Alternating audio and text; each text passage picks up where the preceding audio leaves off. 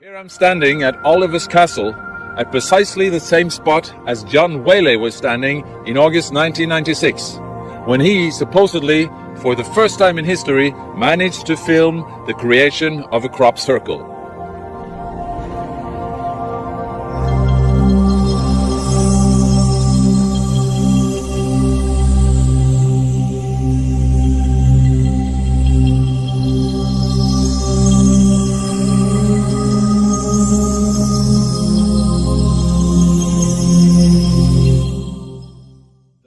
August 11th, 1996.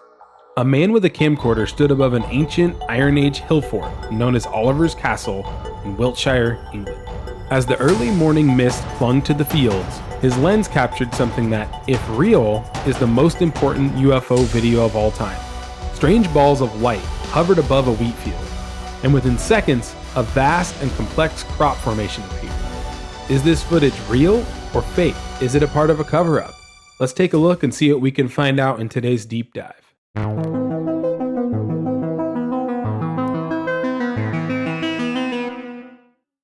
This is a tinfoil report episode, so while you're watching, think about how likely this event is on a scale from 1 to 10, and let me know in the comments below what you think. For a really quick background on crop circles before we dive into this fascinating case. Many people think they are all fake. Two men in England, Doug Bauer and Dave Chorley, tried to take credit for most crop circles that appeared from 1978 to the 1990s. They stepped forward because of a £10,000 reward for more information on crop circles. Their story involved the two middle-aged men claiming to use sticks or boards, and they would then flatten the crops to make intricate designs in the ground. However, when asked about the fact that no footprints could be found in these crop circles, and some designs needing to be spaced out, the two middle-aged men's response to that question was that they pole vaulted from design to design to not leave footprints. It's absurd to think that two middle-aged men would be pole vaulting with boards from design to design to not leave footprints. Nevertheless, their claims stuck. Crop circle researchers such as Colin Andrews stated many crop circles are in fact human-made. However, some are different. According to a 1994 article by biophysicist W.C. Levengood, on a real crop circle, instead of the stalks of the crops being smashed by a board, they are sometimes bent at a 90-degree angle, not broken, and sometimes even threaded together. Levengood, who was a source in 47 other non-related scientific peer-reviewed articles, would study the plants at a cellular level. Their nodes were altered, and plants would continue to grow in ways that the circle was aligning them to. Finally, in 1995, Levengood noticed a high trace of iron magnetite deposits in the plants and soil affected by crop circles. This is reportedly the same type of substance found in micrometeorites in our atmosphere. Just keep that in mind as a backdrop as we dive into today's subject. Real crop circles are fascinating. Let's try and make out if Oliver's Castle circle is one of the real ones. The cameraman who filmed the footage was known as John Wabe, a young traveler from Cheltenham. He claimed that he camped overnight near Oliver's Castle, and just after dawn, his camera caught the footage seen here. The footage shows small glowing spheres darting and circling over a field. The wheat then ripples, and the pattern appears. Later that morning, Wabe would take that footage into the town of Pewsey. He would show the footage to numerous attendees at the Barge Inn. It was on a VHS tape. Everyone watching was stunned. This was the event that they had been searching for right here on video. Wabe would make a couple copies of the footage for a few crop circle researchers, including Colin Andrews and Peter Sorensen. A report created by Lee Winterson and Colette Dowell in 1996 gives us confirmation that he did show 5 people, including Winterson himself, the footage that day. Quote, approximately at 10:45 a.m., John Wabe and a young chap who remained in the background entered the pub carrying an aluminum camera case. I immediately approached him and asked if he was John, which he confirmed. Many people who were at the pub waiting John's arrival had already left.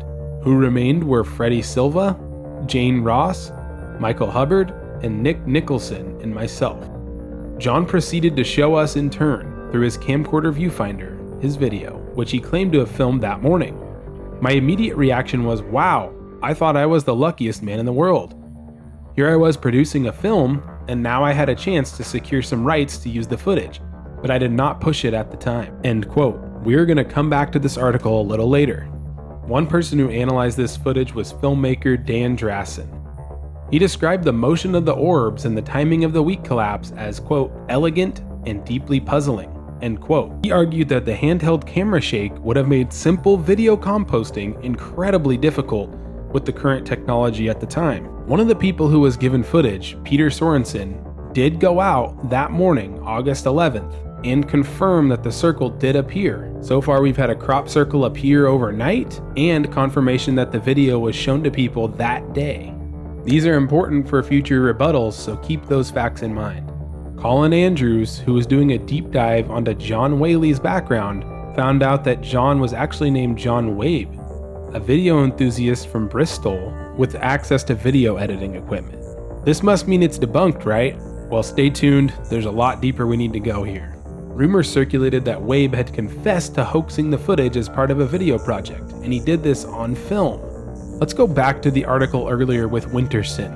He, along with a Nippon News crew, tried to contact John Wabe or Whaley at a studio in Bristol, saying he was a digital artist. His article paints a negative view of this whole experience, but he speaks about the fact that the man claiming to be John Wabe had a different color hair than John Whaley. First he had dark hair, and now the new man, who's John Wabe, has blonde hair.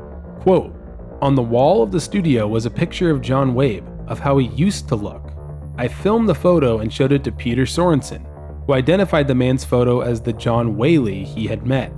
Farther down the article, Winterson says, quote, "Through inquiries in relation to John Wabe's photograph in the studio, it has been revealed that it is a publicity photograph for an optician company. The photograph was taken several years ago for an advertising company in relation to an optician's advertisement.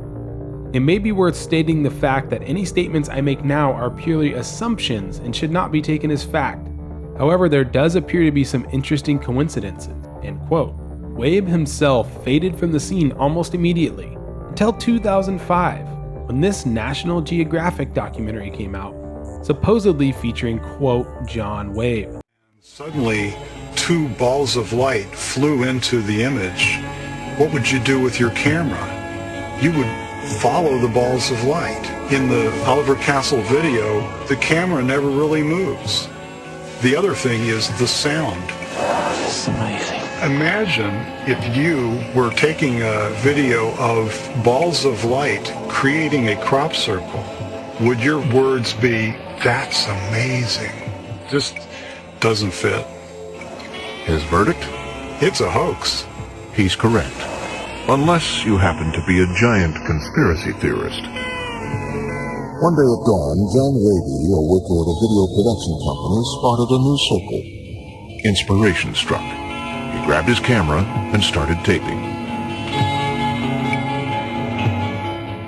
I just really thought it would be quite a good wheeze to see how they reacted if that footage was placed in front of them. And that's what I did. The rest fell into place in a matter of hours. A video editor copied a section of wheat from another part of the field, pasted it over the formation, and it looked like the field pre-formation. Throw in a few balls of light, dissolve the superimposed wheat from the inside out, and voila, you have your circle. I find the debunk to be rather weak. Judging from how someone would react, quote, "Just add a few orbs of light," like that's an easy thing to add natural looking orbs in 1996 under a strict time frame. Now let's see what we can find out about John Whaley or Wabe. John Whaley, nothing comes up for him on the internet. And you might think, okay, there you go. It's John Wabe, it's obvious he was faking it, right? John Wabe has virtually no internet presence as well. He has an IMBD page, but the picture of him shown is a screenshot from his National Geographic Channel appearance debunking the videos. No other pictures to be found, no presence anywhere. For someone so good at special effects, nothing about him other than his supposed presence in these projects. I'm not suggesting it's impossible to be relatively hidden on the internet. However, it's just interesting the fact that John Wabe's photo is the one used from that documentary. Of course, he's wearing sunglasses and a hat in this video as well. We've had a report now that his hair changed color, and in his only public appearance, he's wearing things to conceal his identity. Very interesting. This to me sounds almost exactly the same as another famous case involving wild footage. That case being the Jonathan Reed footage. Let me break it down. After filming what looks to be very difficult to fake footage and putting it on a VHS tape, both Jonathans were discredited because they were using fake names but similar to their own. Jonathan Reed became Jonathan Rudder, and now Jonathan Whaley to Jonathan Wabe. Both were somehow film and special effects experts that should be working constantly in Hollywood, but since their incidents have fallen off the map. Sounds almost like a playbook to me. I'll definitely be doing a deep dive on Jonathan Reed footage in the future.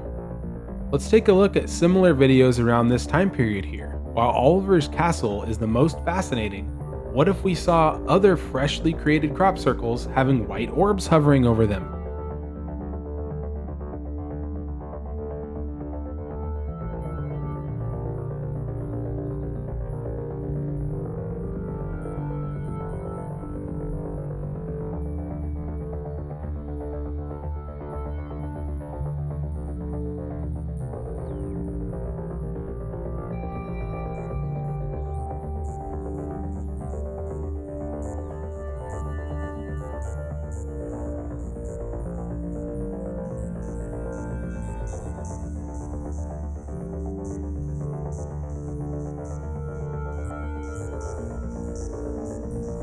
Going back to the Oliver's Castle footage, let's assume Wabe, if that is his real name, did create this at a studio in Bristol.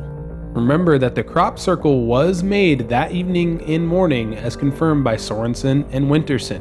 In 1996, rendering digital effects, especially with handheld shake and layered elements, would have taken hours to do, or longer.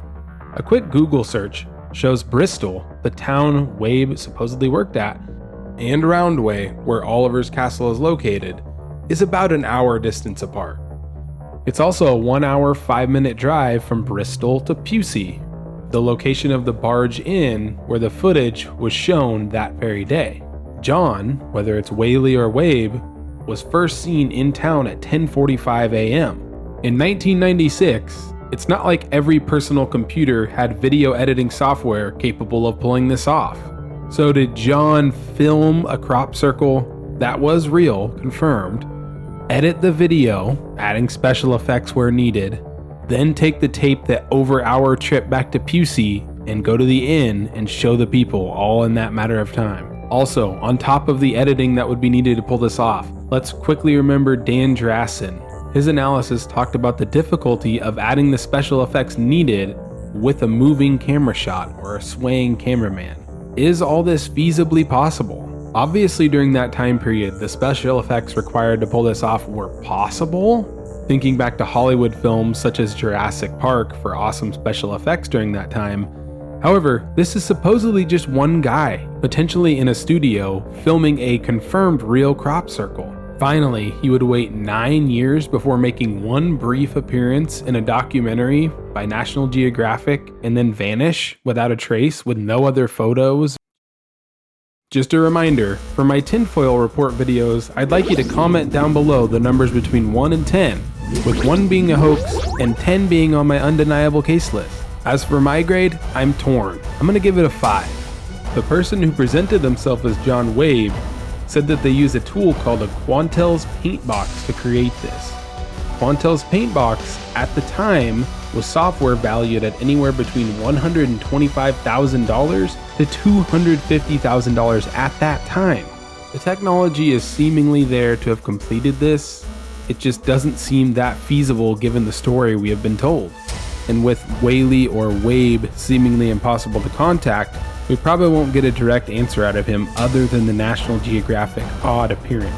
Maybe he's just a really private guy who happens to be amazing at special effects.